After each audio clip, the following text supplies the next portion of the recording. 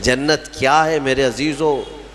آج تک اس کو کسی آنکھ نے دیکھا نہیں، کسی کان نے اس کے مثل کوئی چیز سنی نہیں۔ ہاں، مصطفیٰ کریم صلی اللہ تعالیٰ علیہ وسلم سے جو ہم نے سنا ہے جنت کی نعمتیں کیا ہیں، وہاں پر کس انداز سے محلات تعمیر ہیں۔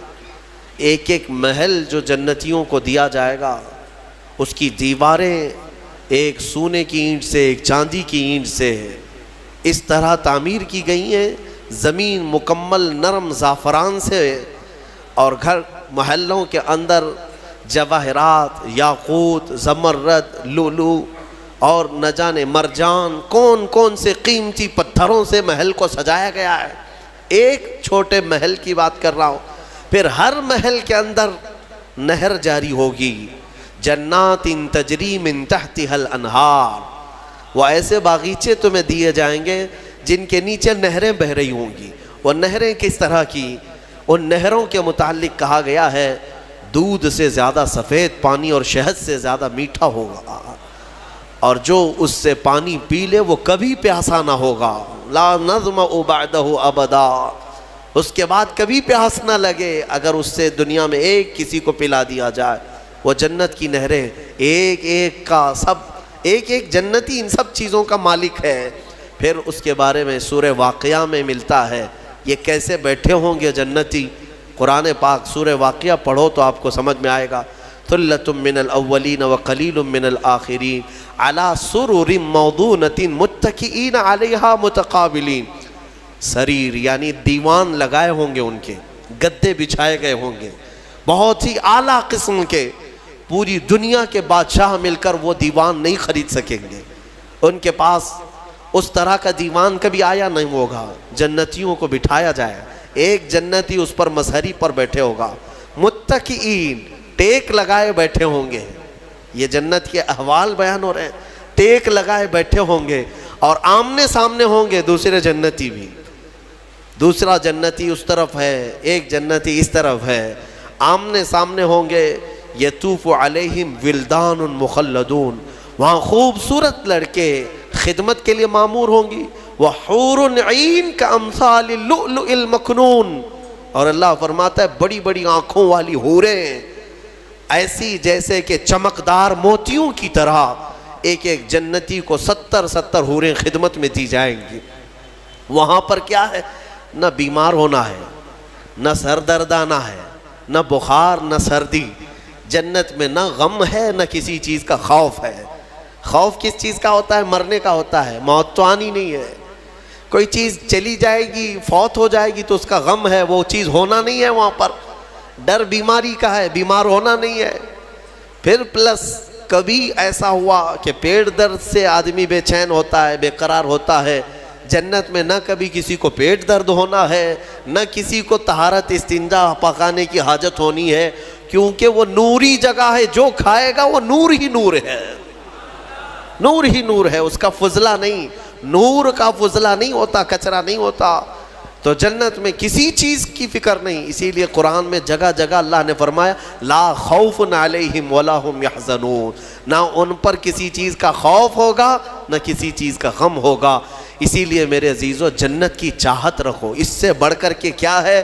جنت میں ایک محل کیسا دیا جائے گا پتہ ہے؟ جنت فل ہو چکی ہوگی، فل ہو چکی ہوگی، سب سے اخیر میں ایک بندہ آئے گا، حساب دیتے دیتے دیتے زمانہ گزر گیا، جنتی جنت میں جا چکے، سب کا فیصلہ ہو گیا، لاسٹ آنے والا، سب سے اخیر میں آنے والا جنتی پتہ نہیں کتنے 100 سال بعد آئے گا، بخشش ہو گئی، اس کی سزائیں ختم ہو گئیں، اسے بھی نکال کر کے لایا گیا۔ جنت میں وہ آیا، دیکھا ساری جنت بھری ہوئی، سب کے محلات لگے ہوئے ہیں۔ ظاہر سی بات ہے انٹرنس پر سیدھے ہی آتے ہی بڑے بڑے محلات اور سب کے نام لگے ہوئے ہیں۔ یہ حسرت سے دیکھنے لگا، میں بہت تاخیر سے آیا، مجھے جگہ ملے گی یا نہیں ملے گی؟ سب سے اخیر میں آنے والا جنتی، تو وہ جنت میں اندر آئے گا، رب تبارک و تعالیٰ سے پوچھے گا کہ مولا میری جگہ ہے یا نہیں جنت میں؟ رب تبارک و تعالیٰ فرماتا ہے جنت میں اس بندے سے پوچھتا ہے تیری کیا خواہش ہے؟ جنت میں یہ محلات سب کو جو دیے گئے ہیں وہ کتنے بڑے ہوں گے، میں انداز آپ کو بتاتا ہوں۔ اس بندے سے پوچھا گیا، وہ بندہ کہتا ہے میرے لیے کوئی جگہ ہے یا نہیں؟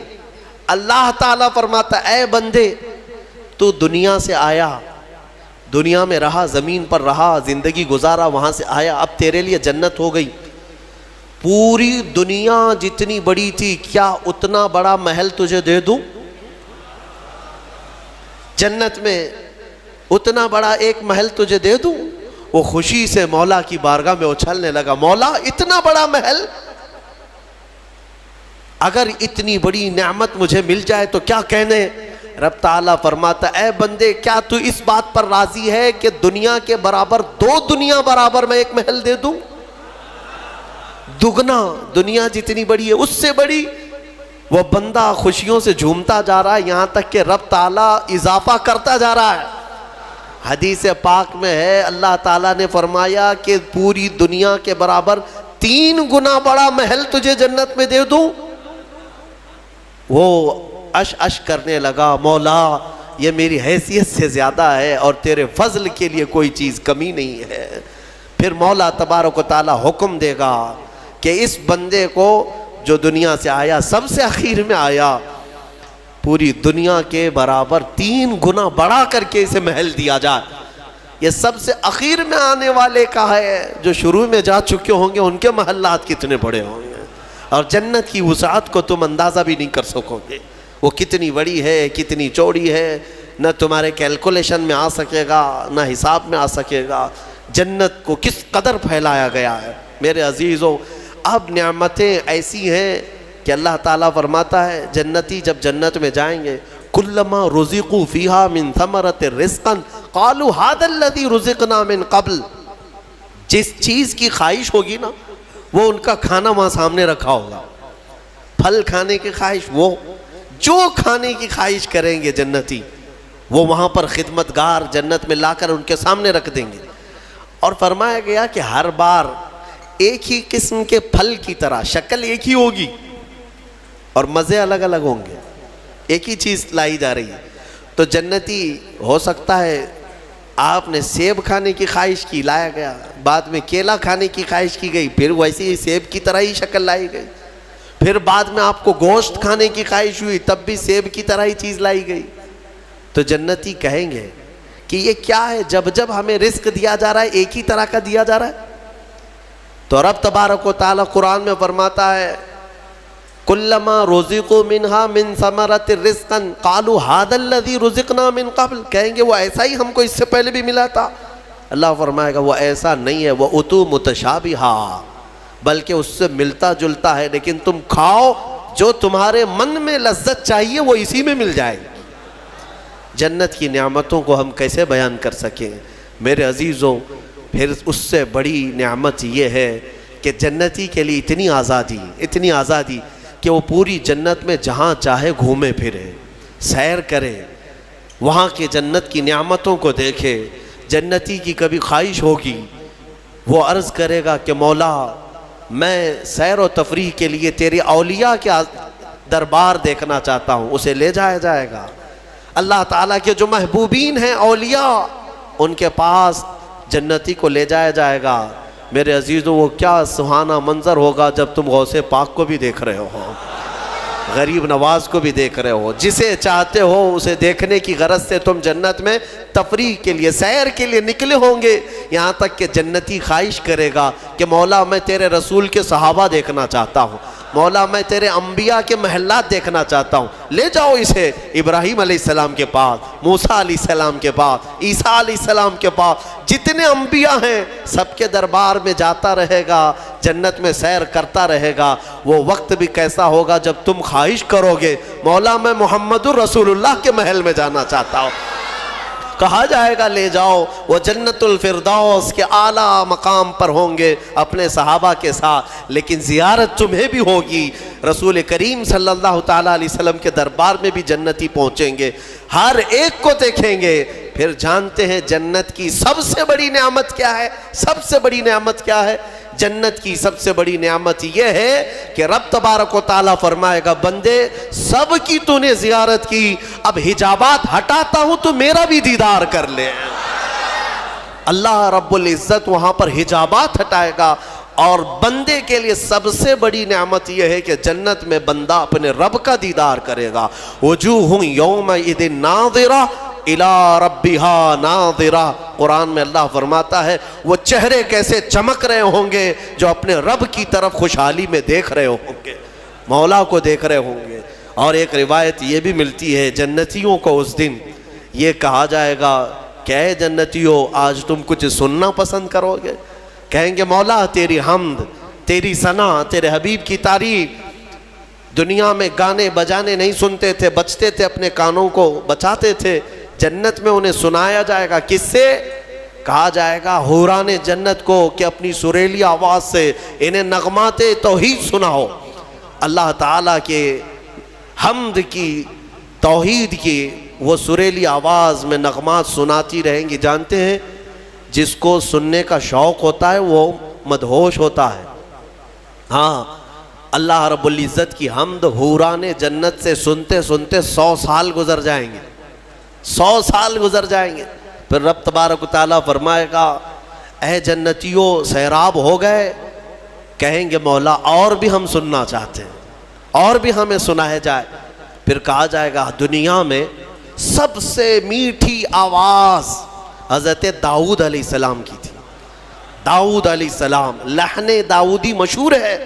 جب داؤد علیہ السلام زبور شریف کی تلاوت کرتے تھے تو اڑتے ہوئے پرندے آسمان میں رک جایا کرتے تھے, پہاڑ وجد میں آتے تھے داؤد علیہ السلام کی آواز پر. تو رب تبارک و تعالیٰ فرمائے گا اے بندو کیا تم اس بات پر راضی ہو کہ میرے نبی داؤد سے میں تمہیں نغمات توحید سناؤں؟ داؤد علیہ السلام سے کہا جائے گا کہ اے داؤد آپ میرے ان بندوں کو میری حمد سنائیں. داؤد علیہ السلام اپنی میٹھی آواز میں جب نغمات توحید گنگنا رہے ہوں گے 100 سال گزر جائیں گے, پتہ نہیں چلے گا, پتہ نہیں چلے گا. پھر مولا تعالیٰ فرمائے گا سیراب ہو گئے, تم سیراب ہو گئے. جنتی کہیں گے مولا تیری حمد اور بیان ہو تو اچھا ہے, اب ہاں اور ہم سننا چاہتے ہیں. رب تعالیٰ فرمائے گا فرشتوں حجابات ہٹاؤ, میں خود سناؤں میرے بندے سنیں گے. مولا کریم کیا وہ منظر ہوگا. اسی لیے جنت میں جانے کی تڑپ رکھو, طلب رکھو. ایسے نہیں کہ یہاں پر 4 دن کی عیاشی کے لیے جنت کو قربان کر دیا. یہاں تم گھوم پھر کر کے خوب محنت کر کے بھی اگر کچھ حاصل کر لیے تو کتنا کر لو گے, کتنا جی لو گے؟ مرنا تو ہے, تمہیں مرنا ہے. 70 سال 80 سال 100 سال جیو گے, اس کے بعد کیا ہے؟ موت تو آنی ہے. اور تمہارے جسم کے ساتھ ہمیشہ خطرہ بنا ہوا ہے دنیا میں, پتہ نہیں آج تو ٹھیک ٹھاک ہوں, کل پتہ نہیں کیا ہونا ہے. سردی موت کا سبب بنتی ہے, سر درد جو ہے بڑی بیماریوں کا سبب بن جاتا ہے. اچھے خاصے لوگوں کو ہم دیکھتے ہیں اچانک ختم ہو گئے. تو یہ دنیا تو ایسی ہی ہے, تم کروڑوں کما کر کے بھی وہ عیش نہیں لا سکو گے. ہم نے دیکھا ہے, آپ نے قارون کی جنت سنی, قارون کے خزانے سنے ہوں گے, اور شداد کی جنت سنی ہوگی. شداد نے جنت بنا دیا تھا دنیا میں. جنت کا مطلب وہ سن سن کر کے اس نے بھی سونے چاندی کی اینٹوں سے محل بنا دیا, اندر باغیچے لگا دیا, نہریں جاری کر دیا. لیکن شداد اس جنت میں قدم تک نہیں رکھ سکا, اس سے پہلے موت آ گئی, مر گیا. مرنے کا ٹینشن تو روز ہے تمہیں آج, جنت میں نہیں. یہاں اسی لیے میں کہتا ہوں دنیا پر جنت کو قربان مت کرنا. بہت زیادہ اگر تم محنت کر بھی لے جاؤ گے تو چند دنوں کا عیش ہے تمہارے پاس. یہ مال